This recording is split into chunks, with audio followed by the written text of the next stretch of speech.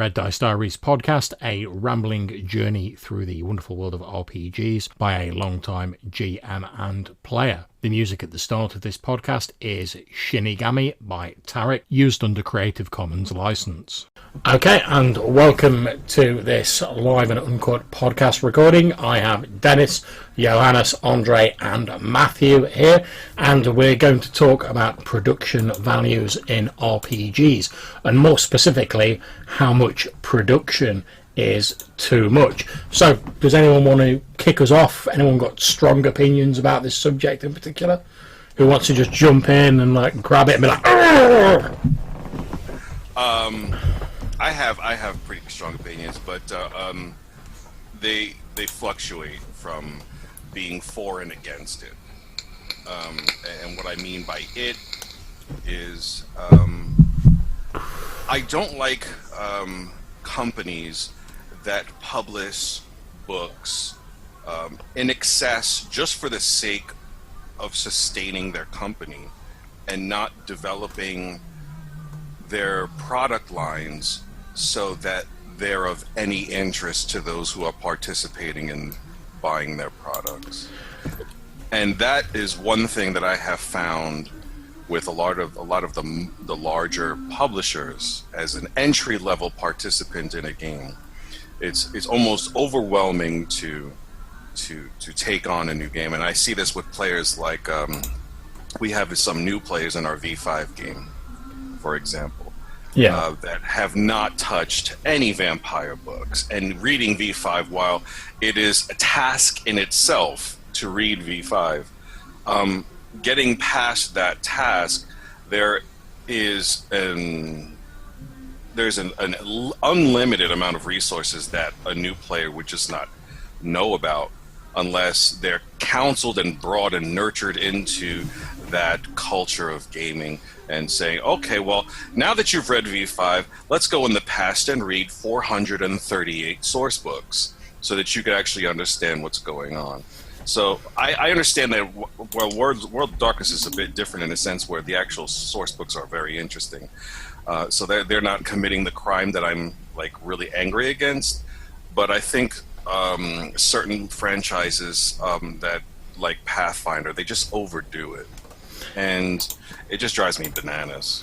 Yeah, I mean, I think when sort of like larger companies get to a certain stage with an established game line, when, let's face it, realistically, we know that they've sort of covered everything that really needs to be covered. They've pretty much got one or sort of two options as far as I've seen it. They can either bring out a new edition, and D&D is pretty fucking famous for this. You know, you squeeze everything you can out of that, like D20, and then you bring out a new edition, or you just keep pumping out supplements that unfortunately steadily get like less and less in value. And I know Dennis, Johannes and myself, we've talked about the much maligned like World of Darkness combat supplement. Oh yeah, which that good shit. Which, as far as I'm concerned, it never needed to happen. There was never like any. I was never sat around like one day after playing that vampire going, well, wouldn't it be amazing if there was like a whole book chock full of like nothing but combat maneuvers and like stats for like different weapons?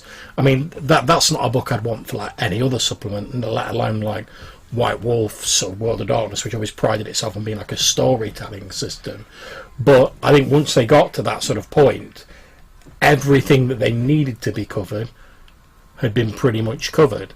So again, you're faced with this choice of, do you bring out a new edition, or do you just keep like churning out them books?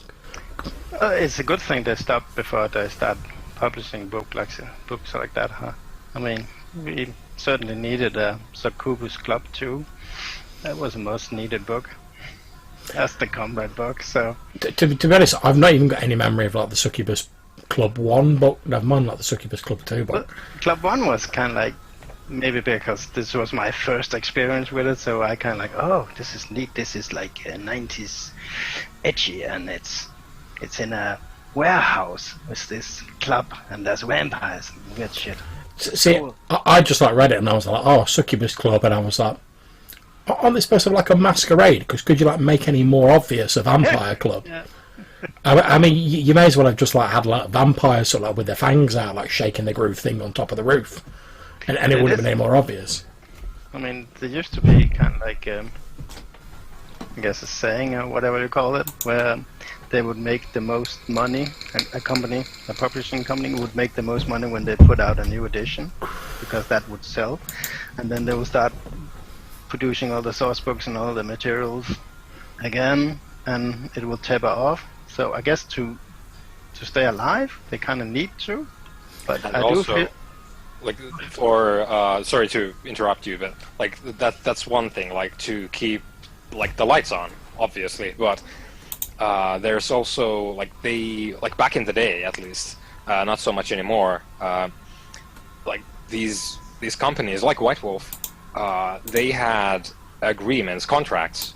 Basically, this is how I understood it. Anyway, I don't have insider information from White Wolf, but this is how I understood that they operated. So they had contracts with like distributors, so bookstores, basically, and to fulfill those, they had to keep to a certain schedule, like produce new stuff.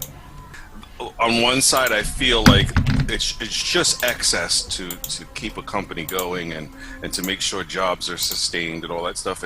And while that's a positive thing, the other side of me says, really? Why? Because all you need to do is just provide a book with core rules, and everything else is basically up to the imagination of the players. But I think another thing that I don't like is the distribution of materials in many books that can be done in one book. Yeah. I agree with That drives me bananas. I'll give a good example. Fantasy Flight Games character archetypes in Star Wars. Like, you get one character archetype in one splat book, and then you have to wait 7 months or 6 months to get another. It's just horrible, and I hope that trend doesn't continue in the industry, because it's wasteful of my money. Am I muted again? Okay, sorry. No. It's wasteful of my money, and it's a money suck, and it's kind of like not cool to do that to your consumers. You know what I mean? Yeah, I mean, I played Shadowrun since the first edition. Mm-hmm. I feel for you. I'm sorry. Yeah. Oh, dude! If I could reach out and physically hug you now, I would do. I thought you were going to say like, oh, I've been playing like Shadowrun for like about 5 years, and I'm still genning that first character. Yeah, it's like you go to the used bookstore and you find old 3.5 books, and like one of them is clothing and linens. You're like, are you fucking serious, dude? This is too much. Stop.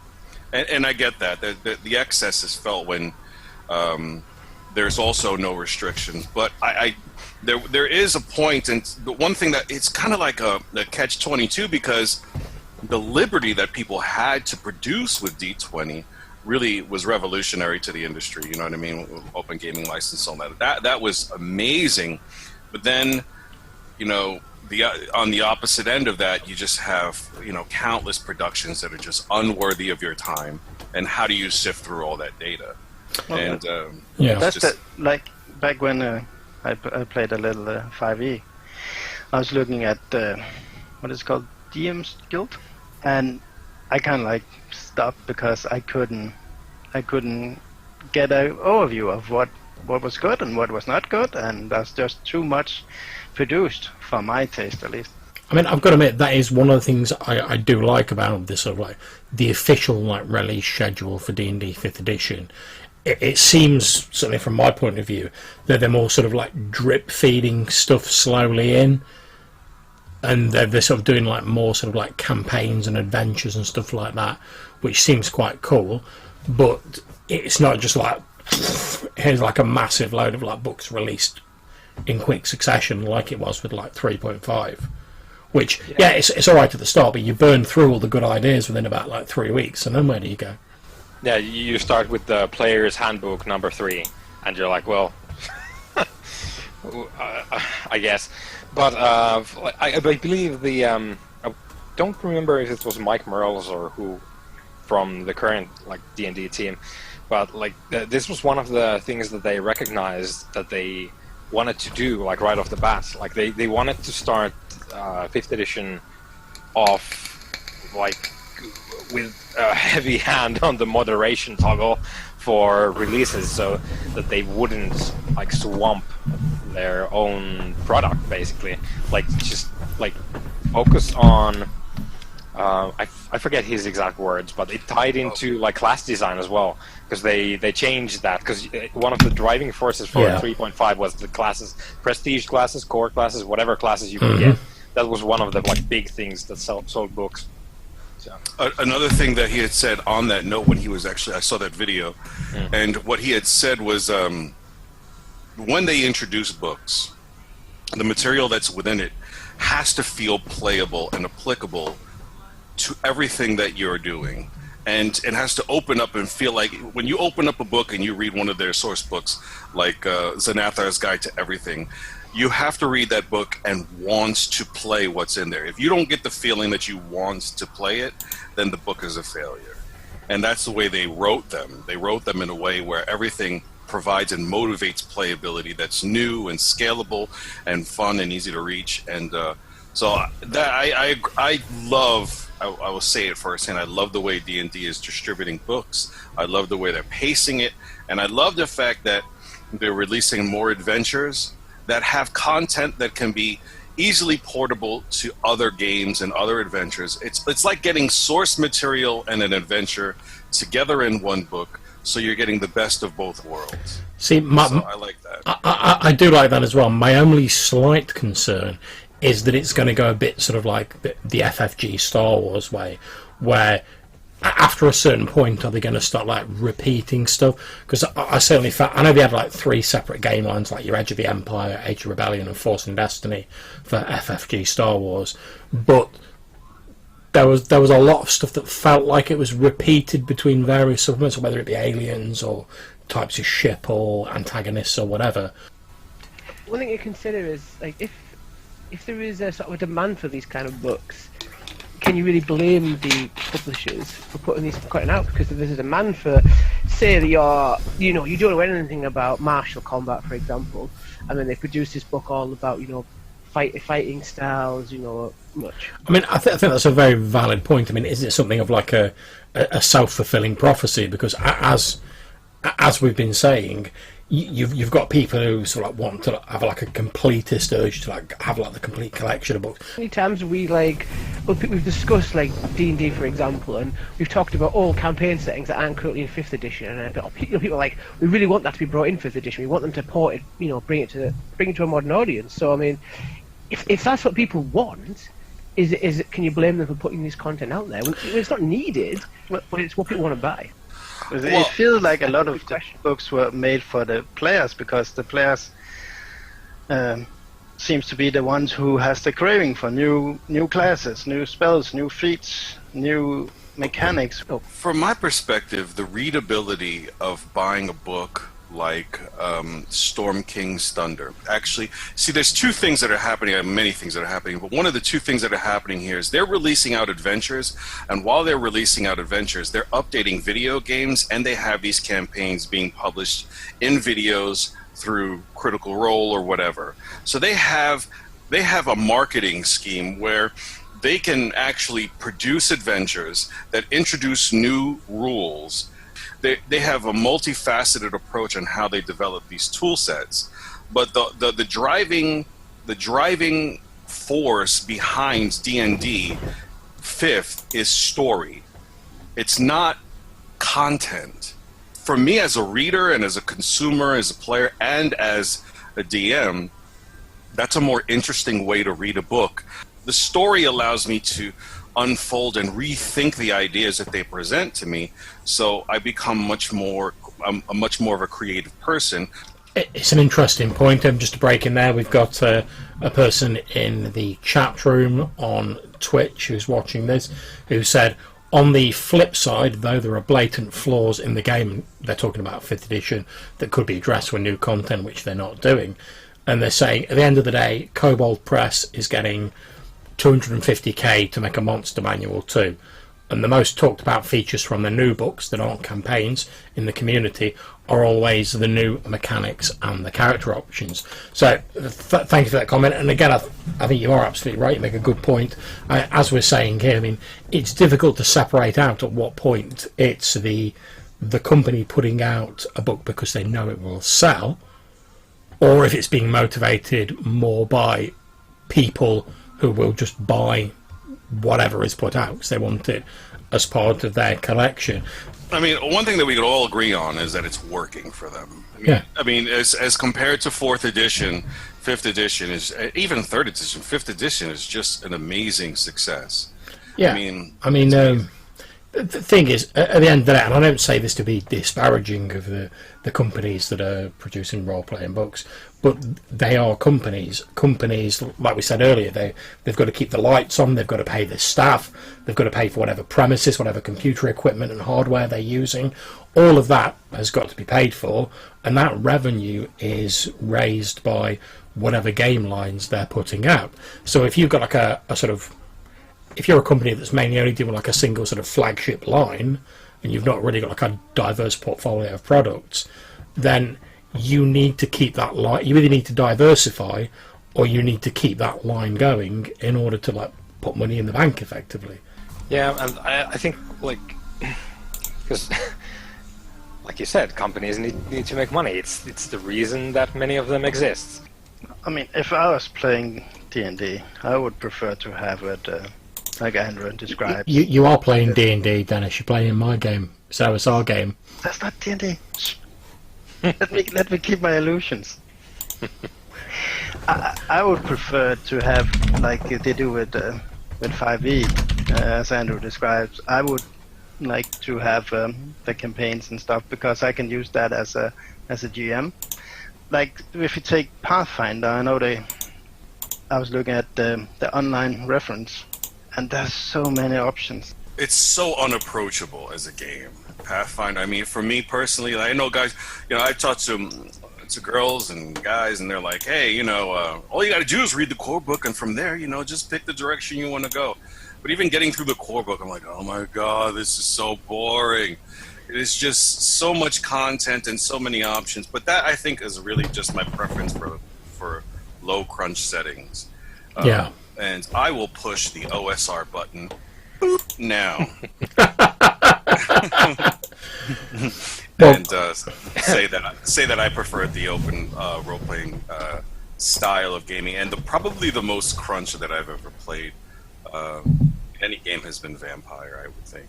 The style in which they are writing these books is, for me, the future of RPGs. It really seems that way. Present a story, provide the world, give a little piece of the campaign world, give some character options, give a bunch of stuff, give new items, new spells, but at the same time, while you're doing that, tell a story so that it's interesting while you're reading the book, because I don't want to read a manual, like Dennis said. It's just boring. I mean, I think for me, I don't have a problem with slightly like higher crunch sort of games, to use a term. I think my issue is where the amount of crunch in the game doesn't really feel justified. Certainly in 5th edition, I've never found there's so many choices that like you just have to spend ages like toting up your bonuses and working out what's cumulative and what's not. I think it's the repetition factor that you mentioned before. When you read D&D 3.5 and you've read 1,500 feats, and maybe 20 or 30 of them are the same but just different wording, you know what I mean? And it feels like back when I was playing Magic the Gathering, right? You had the core book, the core deck, and you went out and there's a new deck series out, and you bought those, and you're kind of like, this is kind of like this other card I have, but cheaper or better. Yeah, well, I was just going to talk about because Andre mentioned that the 5th edition stuff is like story driven in the design aspect of it. So you have these not really stories. Like Xanathar's Guide to Everything isn't like a campaign book, but it has an overarching thing that it's about, and I thought that because we mentioned that they are writing quite a lot of like adventures, and I will have to say that Tomb of Annihilation is some of the best shit put into print for D&D, because it is an adventure, but it's also like you could just like forget about that particular adventure, and now you have a fairly good primer for Chalt. You don't need a source book. You've got it all there, and it's in the adventures. Like everything is fucking there, and it's amazing. I agree 100%. Like books. Well, our commenter, who's going by the handle of "Go Get Me Tacos," very nice, Get them tacos. says, "Does 5th edition really give you enough storytelling tools, though, or does it just rely on the experience of older generations who don't need the resources as much as new players? How do you do D&D 5th edition without homebrewing almost every aspect of the game?" Now, I don't think you really need to homebrew an awful lot. I think you could do a lot with the core sort of player's handbook, DMG, and the monster manual. Well, I mean, you know, I'm not a fan of like the OSR, so I'm a big fan of the whole like rollings over rules style deal. Yeah. So I really think you can get a lot of miles with that, but I do think it's kind of like you have to play a lot of games to know what to tinker with and what to leave alone. It's kind of. I'll give you an example of not relying on old school players and house ruling.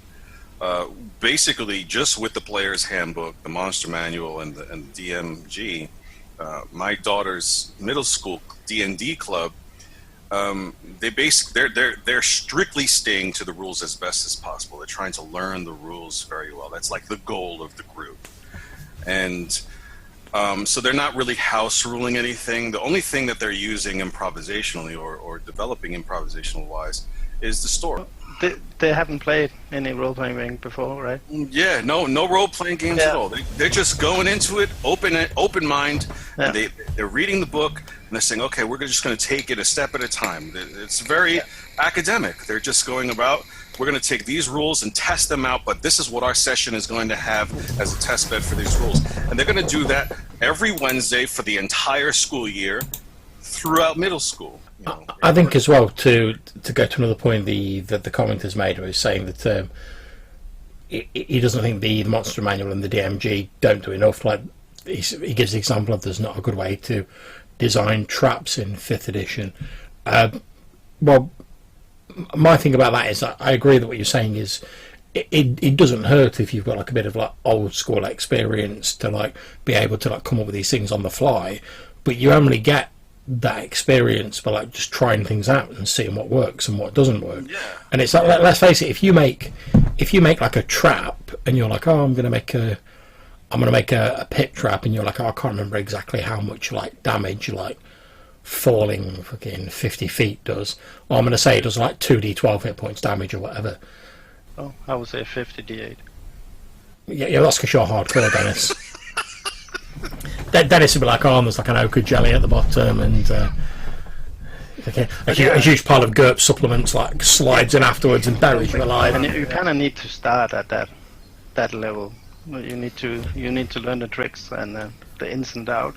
I mean, one lesson I learned that helped me a lot was stop caring with game balance and just. Oh yeah.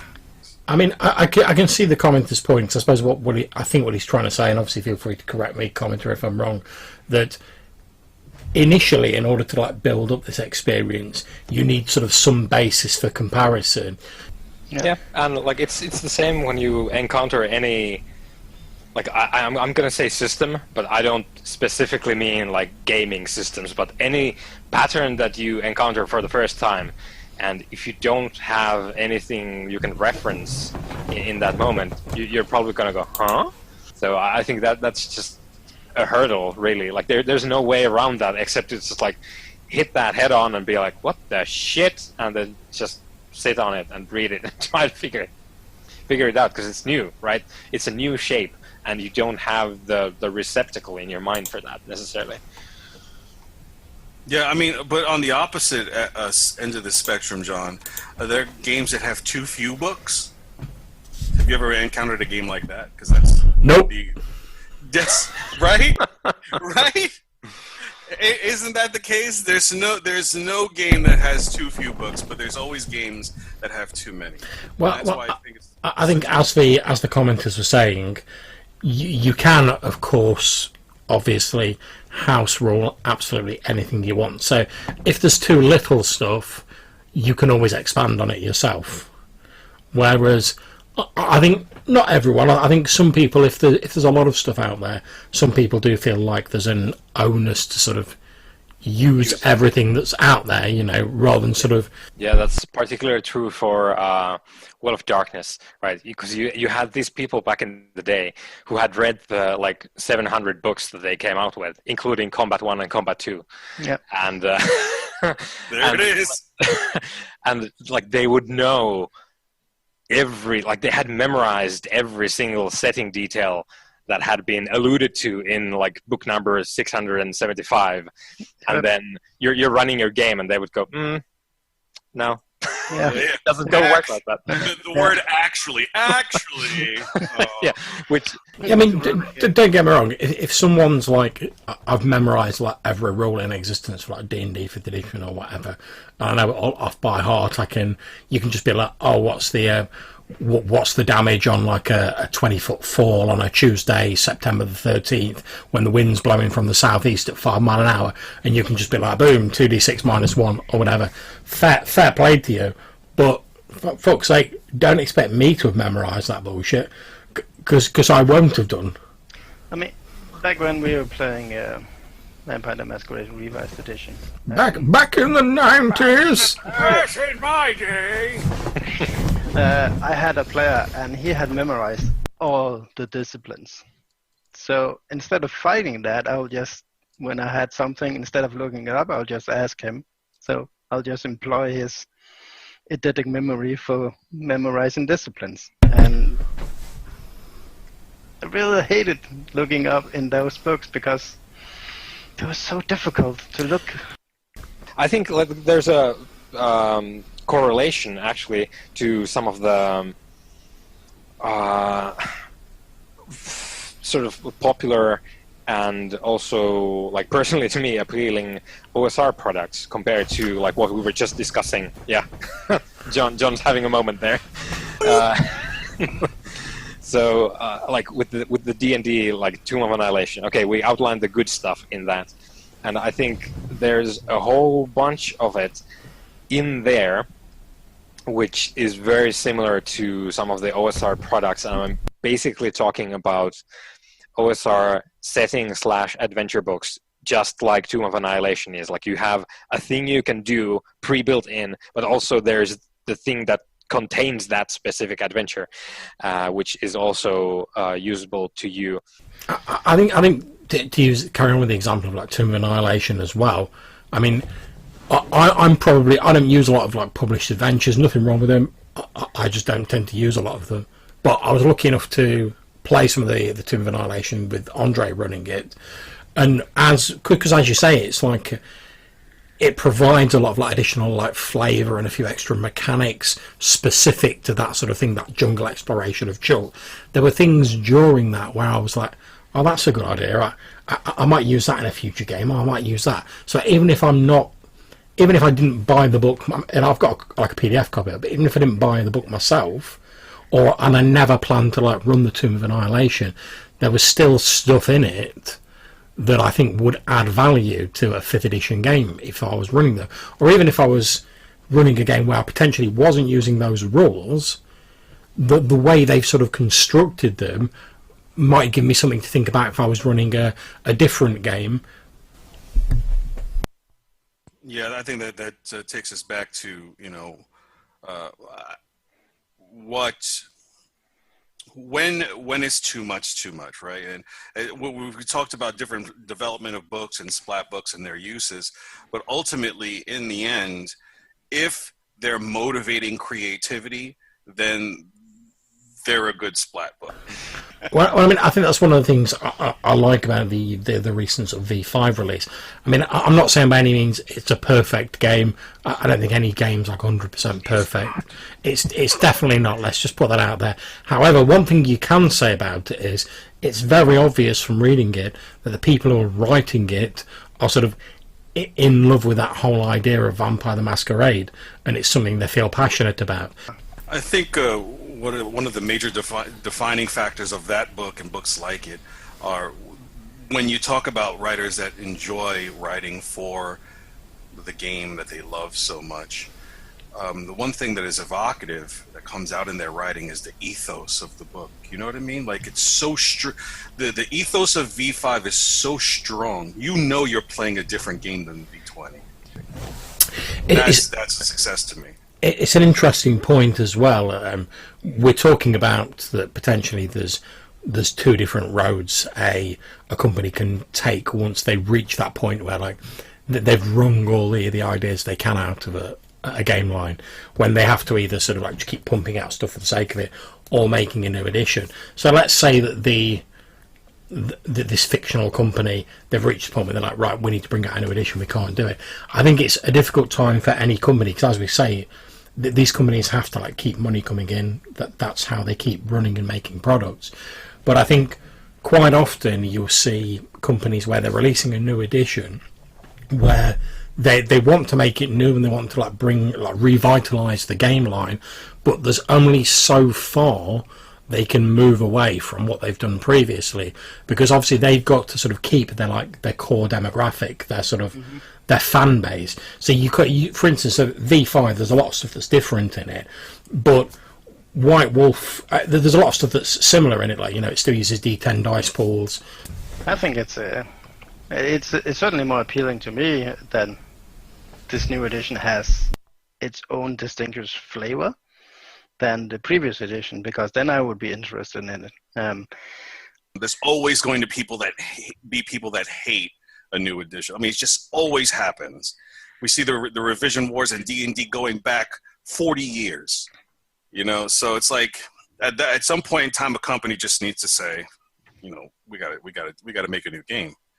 I mean, one of the things I do like about it as well is, as well as the sort of core conflict in the game, which, as you say, it's always supposed to have been like a game of personal horror, and I really do feel they've tried to like take it back to that. There's also like a sort of second layer of like conflict, sort of like interwoven with that, which is the fact of you're embraced, you're turned into a vampire or whatever fairly recently, and not only have you got like, oh well, I'm losing my links to my humanity, I've got to feed on blood, I can no longer go out of the day, I can't eat, etc. You've also got that whole conflict of when you like wake up and you're like, oh, all the cool sects have disappeared and all that's left are these scuzzy anarchs.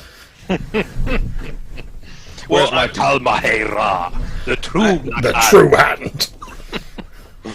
I had a moment when I was watching the World of Darkness documentary when Mark Renhagen looked at the camera and he says, now you could be the bad guy.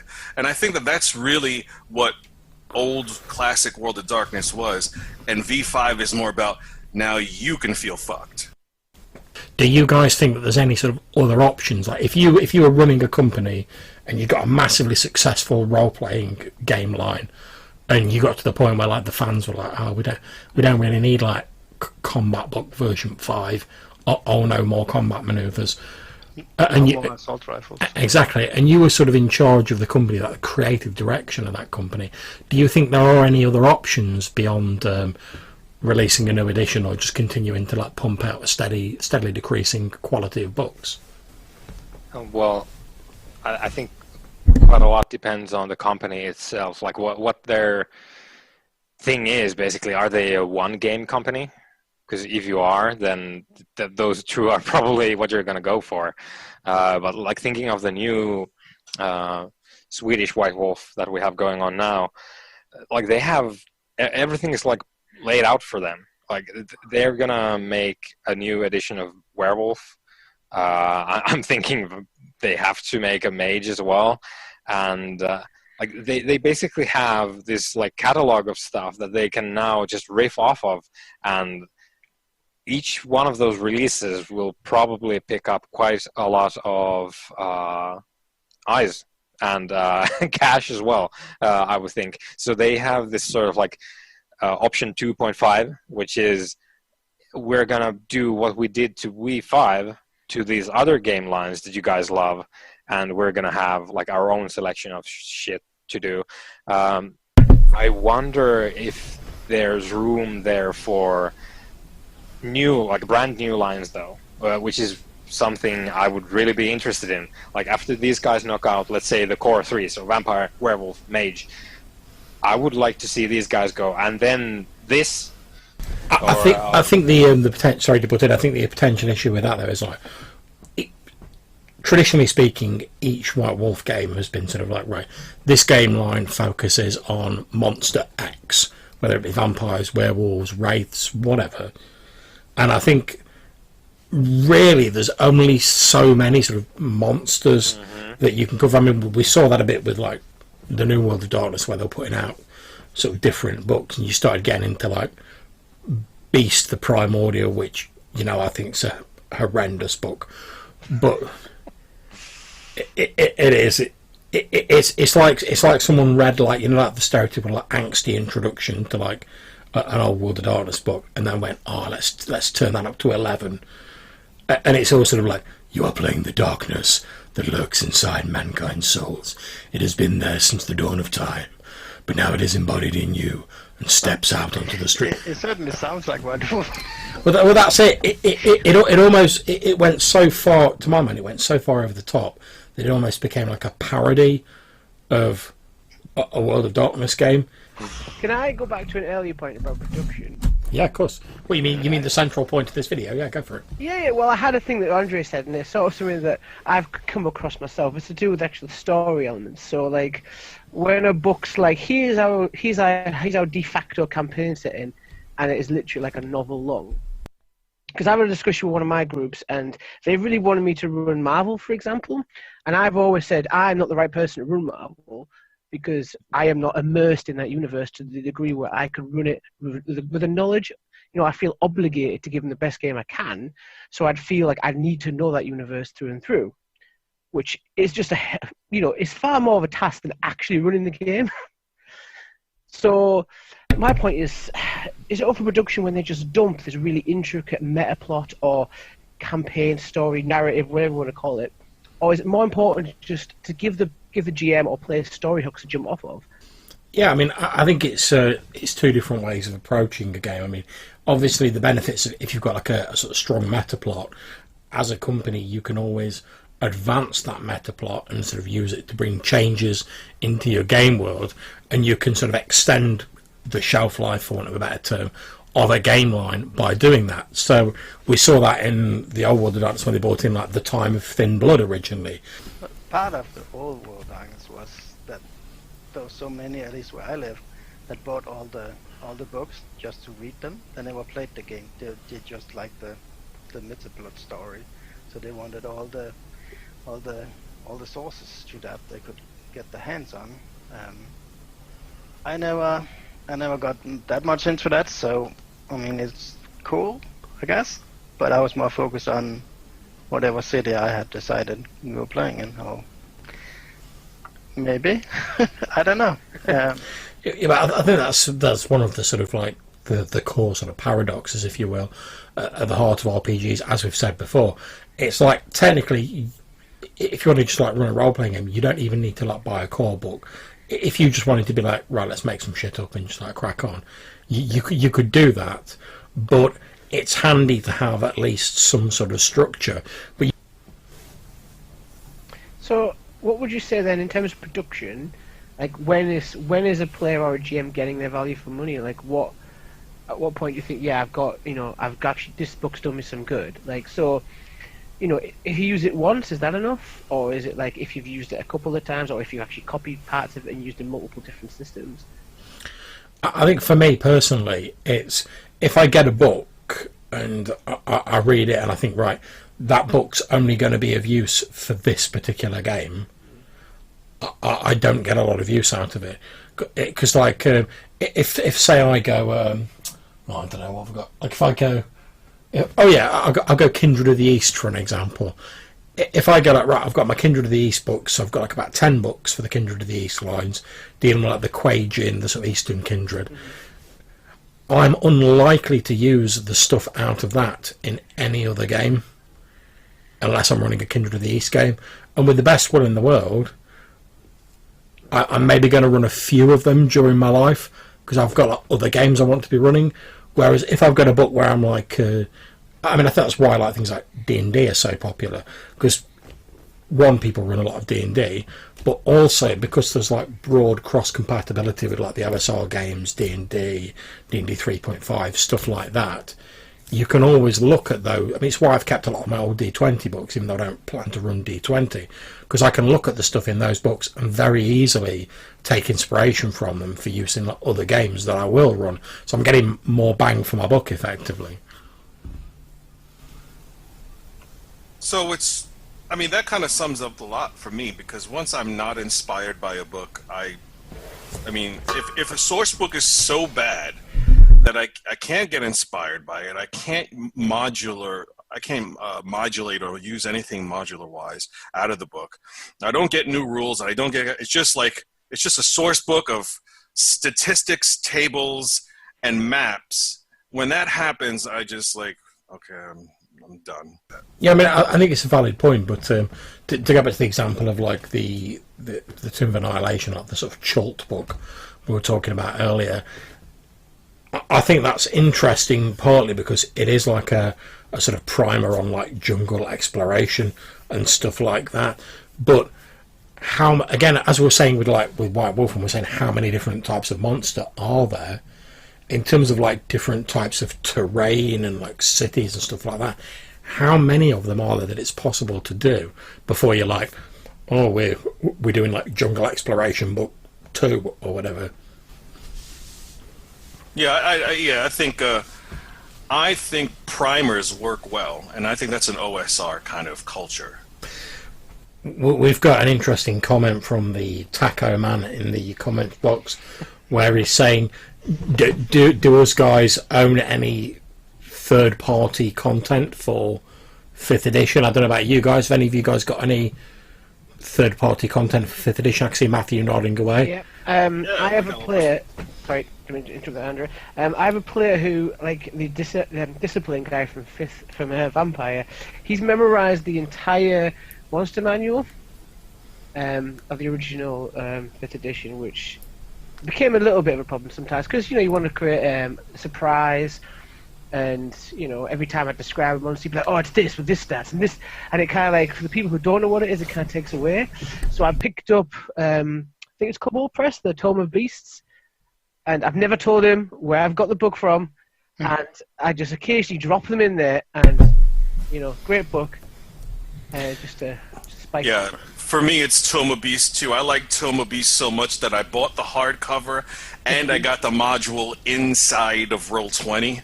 Legends. Yeah, I've got a lot of the Raging Swan Press stuff because I support them on Patreon, and they do a lot of sort of. I suppose sort of like drag and drop content where they'll be like, oh, here's a book where it's like a little PDF or whatever, and it's like a town or a city with its own specific like problems and NPCs that you can just like drop into a game. Can I just say, does buying stuff on Roll20 count? I think in your case it does, yeah. I am completely addicted to buying everything on Roll20. For me, the third-party stuff that I have, because from 5e, like the official stuff, I have the Player's Handbook because I was in a 5e game, and the Tomb of Annihilation because I heard so much good about it, and that's it. I went to the DM's Guild actually, and I bought a bunch of like Tomb of Annihilation add-on stuff, like just more stuff to put on the map because there's a lot of space there, right? Yeah, those are awesome. I love them. Yeah, so I snatched like 10 of those. I was like, yeah, give me some of this shit. Yeah, I did that with Storm King's Thunder. I got like all the excess mods, like going deeper into the maps and stuff like that. Mm-hmm. Awesome stuff. That was one thing that I think that's probably the most fun, like, and most important purchases I've made in the DM's Guild is, all of this extra stuff that players say, yeah, you bought Storm King's Thunder, but look at this, and then they just give you all these, extra things. I love that. Yeah, I don't mind it at all. I mean, I think that for example, when you buy Tomb of Annihilation and you want to know more about Chult, you could just review the second edition book and do that. But there, a lot of the creativity that these guys bring to the table in the DMs Guild, and a lot of the detail that they bring to the table goes beyond even that second edition book, and just gives you some neat options. So I mean, I don't think that that's a bad thing, and I support it. It's cool. Yeah, the inherent thing, like if we're looking for some negatives to this like fan fest, obviously when you have an open platform, open to an extent, obviously, but like as open a platform as the DM's Guild is, Drive-Thru RPG, and because White Wolf did the same thing, right? Because you have the Storyteller's Vault, so now you have the exact same model for White Wolf games. There's going to be a couple of things that happen. There's going to be a lot of stuff on there, and a lot of it is just going to not be worth your time. I was going to say, you know very well your drive-through page just takes you straight to products published by Kevin Crawford. Yeah, it does, but that's like I paid for that. My drive-through just edits everything except Kevin Crawford's Sin nominee publishing products out. Well, we've had an interesting point raised by one of the commenters in the chat box on Twitch, where they're making a comment about how good or not the DMs Guild is for the actual creators who publish stuff on there. Now, I've got to confess, I don't actually know much about the DMs Guild policy towards people who create stuff and sort of publish it online. I don't know if any of you guys have any thoughts or input on that. I've never published anything there myself, so I don't know what hoops they have to jump through or anything like that. Yeah, don't know about the split, right? Because that's usually where these discussions go. Like, how much do you get? Yeah. And I absolutely have no idea. That dollar. Yeah, them dollar bills, y'all. So unfortunately, we can't really say much to that. Well, it's better than going to Random House and having having to get an agent and speak to an editor and see if your book is actually going to make it into a publication house. And I mean, I'm not a publisher, but that's not for me to decide. But I think that ultimately it's working for those who put the time in and develop their own marketing campaign and really put the effort into. I will say this: I don't buy stuff on Drive-Thru that does not have a solid preview. So if you're a publisher out there and you're on DM's Guild, or if you're in anything and you don't show me a nice preview, I'm not buying your shit, because you're a lazy fuck. Yeah, I mean, again, we've got a comment who says that unless it says the DM's Guild isn't particularly good in terms of the split, but unless your goal is to work for Wizards of the Coast, at the end of the day, it's pretty challenging to make it work for you. I presume when it says make it work for you, means in terms of make a profit or a living off it. But even going back to the golden age or whatever you want to, it was not everyone who could make a living out of writing for a role-playing game. Yeah, and they made, this is a hobby that at some point in time you can make money with, some money, but you're not getting fringe benefits from it.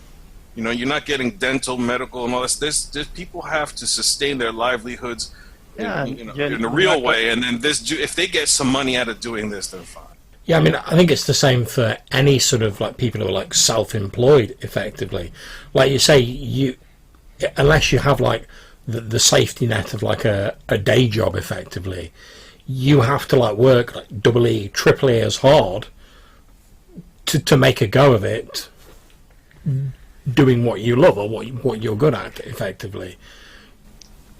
It was funny because when I was reading V5, one of the features of what you could do as a vampire at night, what would your livelihood be that would consume all of your time at night, one of the last bullets was game developer. Yeah.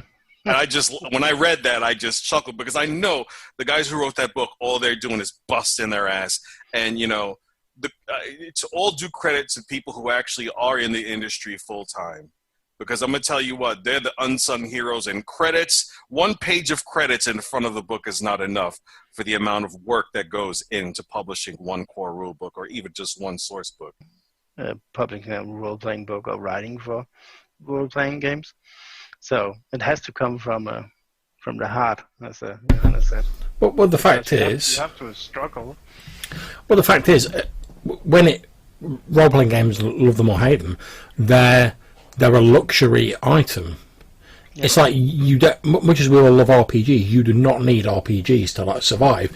You need to be able to like look after your family, feed them, clothe them, have a roof over your head. Those are like your essentials. And I think as sort of like people are finding like money maybe a bit tighter, people can afford fewer luxuries, people are being more selective and they're less willing to like spill out like massive amounts of money on books. I mean, even like myself, where like you guys were saying, like, oh, at the start of this one's on about getting a new book. You guys are like, oh, how many like new books do you get? Even like myself, compared to like the days when I used to like rack up these shelves and like buy like pretty much every book that was released from like White Wolf and whatever. Even my sort of like amount of books I buy now has like decreased rapidly because there's like more important stuff. It is a strange beast because like if you just invest in the core book, right, and let's say that's what $40 to $50, and of course you have to put in the work yourself, but you can get a lot of hours out of that one-time investment. And then you have people like you and me who tend to buy books and put them on shelves and collect them for some reason. Don't know what you mean, Dennis. Don't know what you mean. All right. Strapping everyone. I'm about to go to OSR for a minute. Right. See, and I've said this before. That is one of the reasons why I've gone. Not the only reason, but it's one of the reasons why I've gone more towards like the OSR stuff over the last year or two. It's because a lot of the PDFs of these games or pay what you want or they're freely available. Now for myself, because of like my epilepsy and my vision, I struggle to read like a PDF for like a long period of time on a screen. Now, so that means that if I end up wanting to run a game, I'm probably going to have to buy a hard copy of it just so I can have it there to like read. But because many of the OSR games offer the PDFs as like pay what you want, it means I can go online and just be like, all right, okay, doesn't matter if I've not got much money to spare this month. Boom, there's like 15 like free PDFs. I can then read through them, like find maybe like 2 or 3 that I really like, and I can then go, right, I can now make an informed purchasing decision based on what I've read, rather than just having to like look at like the front cover or the previews on drive-through and go, I think that book looks good, I'll buy that. So that's another one of the reasons I go for the OSR stuff, because it allows me to make more of an informed choice about what I'm going to buy. Yeah, that's I think that goes for pretty much everybody who plays OSRs, you know. If it's free, it's for me. I agree. And like the longer you spend in this sort of hobby, like unless you are a collector, you have the collector mentality.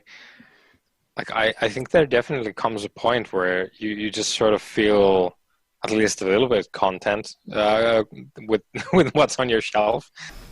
Yeah, I mean, I think we do see that a lot in the sort of online communities where, and again, I'll use D&D as an example just because so many people who play it, where you get someone saying, like so we saw this last, I think, when D&D 5th edition was just being bought out, when you got a lot of people who were like, I've still got my 3.5, I can still run that.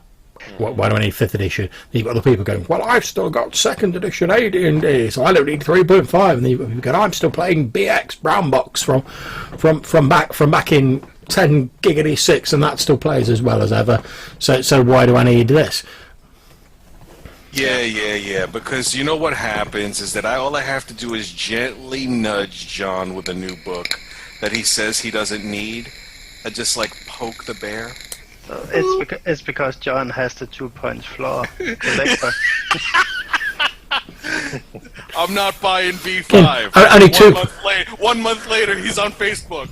B5. I will point out in my defence, I didn't buy that. Oh yeah, somebody bought it for you. Johannes? Oh, yeah. See, yeah. dude, you're nice. He's only bought it because then he's going to be like, oh, it'd be a shame if you got that nice V5 book, John, and you like didn't run a campaign of it. Yeah. Yeah. But I mean, if you stop buying role-playing books today, John, we could still be playing for the next 10 years at least. That's right. It's not going to happen, Dennis. Don't panic. Yeah, actually, I think I've seen John go through this before though, like with the Star Wars books. When the Star Wars books came out, why am I buying this core book? It's the same core book as the other core book, but only a few different rules. Buys all 3 core books, starts buying all the rest of the source books. I was like, I will point out in my defence, I have got the 3 core books. You're absolutely right. However, I only actually have 4 of the other books. Only 4. Yeah, I bought one of the books from like each of the lines, and then I bought like the Mask of the Pirate Queen adventure, and that was because I wanted to like rag a load of stuff from it for the game we were running at the time, Johannes. I went a different way. I got one of the core books and just got all of the source books.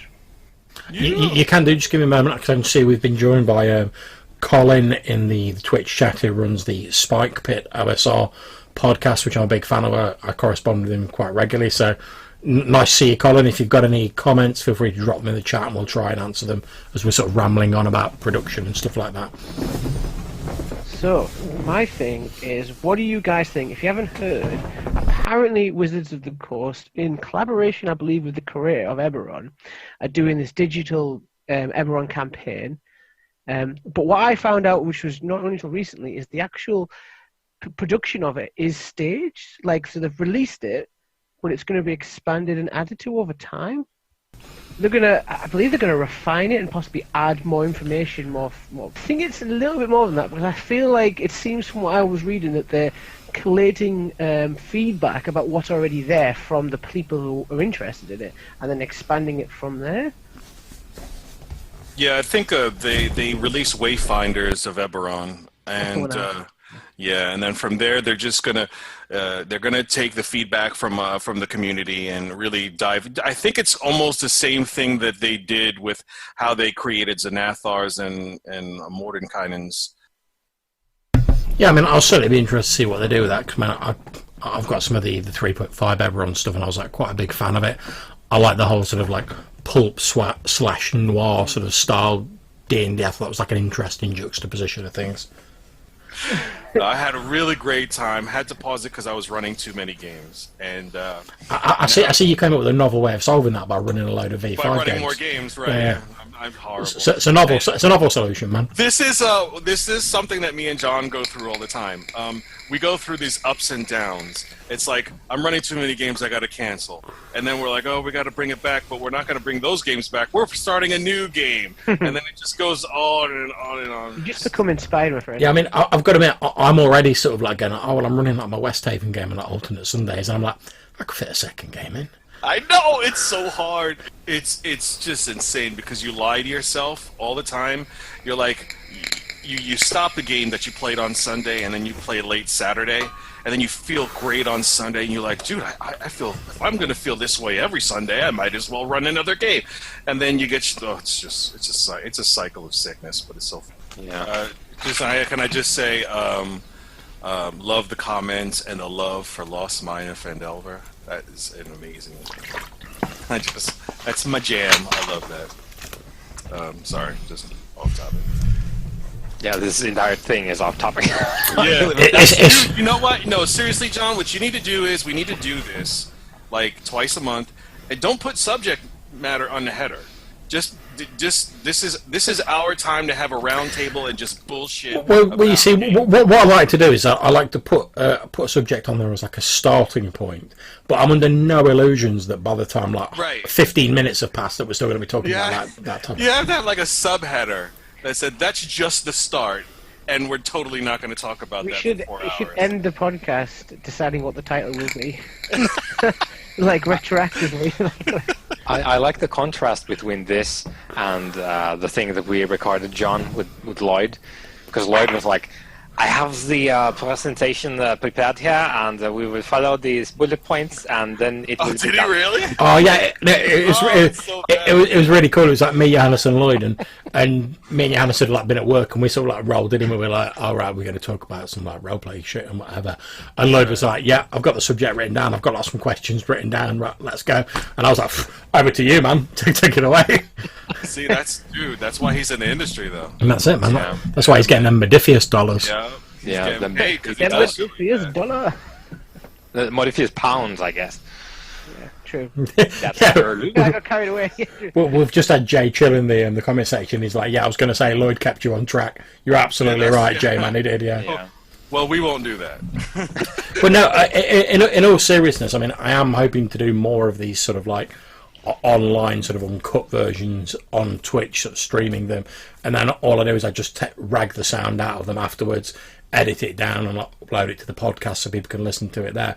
But yeah, I'd quite happily do like one or two of these like a month, just like rambling on about RPG stuff, because let's face it, I mean, even like when you're online and you're doing a game, like before the game and like after the game, or when there's like an interlude, we're all role players, we all like talking about the hobby. That's what we do, so. And if you do not support Red Dice Diaries, do that. Go to his blog.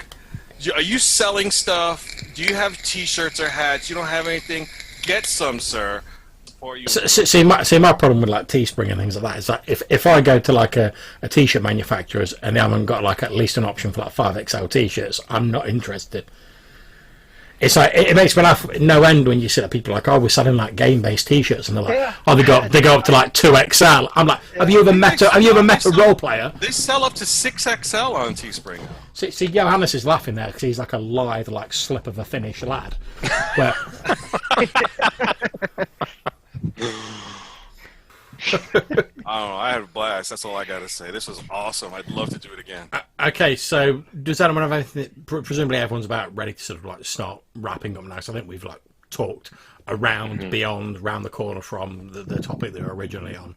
So does anyone else have anything they want to talk about, either related to the topic or any of the various other spiel we've done like before we close up? You do play D&D. No, don't. No, Andrew, you're gonna make him have a nervous breakdown. Just suck it up. You play D&D, Dennis. Play Dungeon World, D&D with the number filed off. I mean, Yeah, but that, I mean, as far as, you know, if we were to run, I think this harkens back to the question, if you were to run a company, what would you do? I would try and, there's actually three things I would do. I'd try to make something synonymous with the way D&D Beyond works for the game that I produce. Two, I would create an app for phones that allows shared dice rolling rooms, so you know, you can roll dice and play the game mobile-wise and not be strung to your computer. And three, I would give away free PDFs and obviously deluxe print versions of the books. Oh, man. But yeah, no, I would like to do something like that. That would be pretty cool. Speaking of like utilizing PDFs in different ways, I was really impressed with this Eclipse phase, first edition. They have a lot of like con games, so like designed for specifically to be run in like I think 4-hour time slots at conventions. So just goes to show you, it's not what you roll, it's how you play. get your head in the game. That's right. No, I tell you what, I would listen to an hour of Andrea just going through like. But yeah, I think we've pretty much talked around the subject there, guys. I think we'll sort of wrap up there. So thanks very much to Dennis, Johannes, Andre, and Matthew for joining me. Thanks to everyone who was in the chat, commenting and getting involved. Great to have people like inputting. We're going to try and do these on a sort of like semi-regular basis, depending on like who we can get to, obviously time schedules and whatever, who we can get to actually be in these. So thanks very much for joining me, guys. Has anyone got any thoughts they want to close out on? Red Dice Diary swag is coming. That's what I gotta say. If you have a Roll20 module that you would like Andre to purchase, you can find him at. or just like lean out of your nearest window and go, roll 20, and he'll hear you wherever he is. He'll hear you. No, but thank you for for hosting this, man. I had a great time, and I hope to do this again on a more regular basis. Well, like I said, I mean, obviously schedules depending. I would love to do like one of these like every couple of weeks or whatever, just see how we go on that. But I don't know if any of the rest of you guys would be up for something like that potentially. Yeah. Schedule's written, absolutely. Yeah. Cool. All right. Well, we'll have a bit of a chat about it on Facebook and whatever. Obviously, I'm happy to talk for a bit after we finish the stream. But to now, just say thanks to you guys, thanks to everyone in the chat, and I'm going to stop the stream shortly. So, take care, guys. We'll see you soon. Bye bye. So that's it for this episode. If you have any questions or suggestions for things you'd like to see in the podcast in future, please either email them to reddicediaries@gmail.com or drop me a voicemail at Anchor. Until I see you next time, wherever you're playing, take care and enjoy yourselves.